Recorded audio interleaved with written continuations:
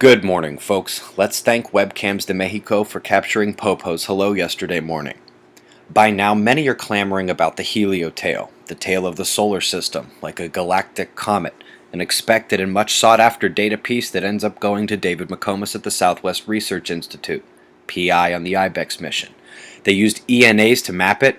Now you'll remember this is how they mapped the magnetic ribbon on the heliosphere as well. These ENAs bombard the inner system, like we see on Titan. FYI, the heliosphere is fading just like Earth's magnetosphere, which allows more energy to come into the system, and which could have also set off the chain of events described in Energy from Space 2.0. Sun is losing magnetic field strength, coronal holes are letting more energy out into the system, to the planets, while the helioshield lets more cosmic rays in from the outside as well. Quick reminder, folks, global heating is not made up. Heat records are there, they just struggle to keep ahead of the cold records, and both bowing before the floods.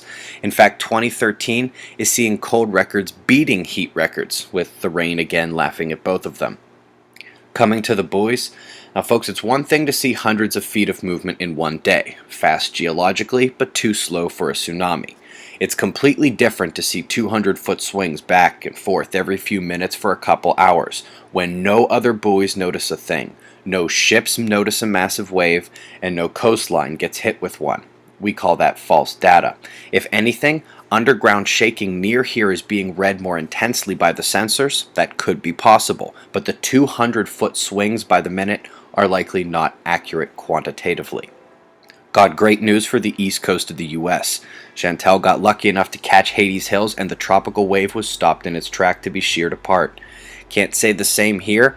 Typhoon initially judged to hit Shanghai has been moving further south every day and is now expected to directly hit Taiwan. Southern Australia taking storms along with much of northern New Zealand. Mediterranean zone under thunderstorm watch as they pop at sundown there. Coming to the U.S. where major storms took out my power briefly last night. For today, a power high is pushing out in a clockwise pattern while the lows of focus yesterday, north of New England, will suck that southern air north and converge in the Gulf states. Another low out west is driving the air north to another convergence there.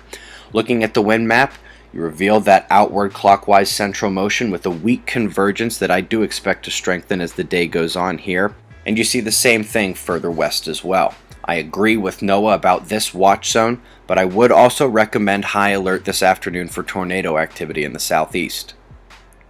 Couple unusual quakes yesterday, Gulf of Aden and Italy. Pacific Ridge rumbled again this morning, but my top concern is New Zealand.